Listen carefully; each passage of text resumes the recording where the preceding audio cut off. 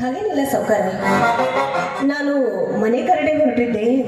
ಹಾ, ಅದಿರ್ಲಿ, ನಿಮ್ಮ ಮನೆಗೆ ಮದುವೆ ವಿಷಯ ಮಾತಾಡೋದಕ್ಕೆ ಬರ್ತಾ ಇದ್ದಾರೆ. ನನಗೆ ಮದುವೆ ಬೇಡ. ನಿನ್ನಂತಹ ಸುಂದರವಾದ ಹೆಣ್ಣೊಂದಿದ್ದರೆ ಅಷ್ಟೇ ಸಾಕು. ಸೌಕರ್ಯ ನನಗೆ ಬೀಗ ಹಿಡಿದು ಮಾತನಾಡಿ, ಎಲುಬಿಲ್ಲದ ನಾಲಿಗೆ ತಪ್ಪಾಗಿ ಬಂದಂತೆ ಮಾತನಾಡಿದ್ರೆ ಪರಿಣಾಮ ನಮಗಿರೋದಿಲ್ಲ.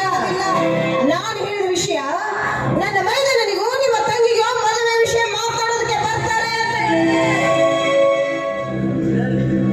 ಇರಲಿ ಸವಿತಾ, ನಾನೇನು ಬೇಡ ಬಂದಿಲ್ಲ. ಆದರೆ ನನ್ನ ಆಸೆಯಂತೆ ನನ್ನ ಹೆಂಡತಿಯಾಗುವ.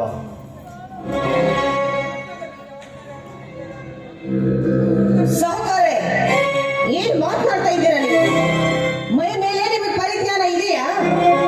ನೋಡಿ, ನನ್ನ ಗಂಡನ ಜೊತೆ ನಾನು ಗಂಜಿ ಕುಡಿದು ಜೀವನ ಮಾಡಿದರೂ ಚಿಂತೆ ಇಲ್ಲ, ನೀರು ಕುಡಿದು ಜೀವನ ಮಾಡಿದರೂ ಚಿಂತೆ ಇಲ್ಲ. ನಿನ್ನಂತ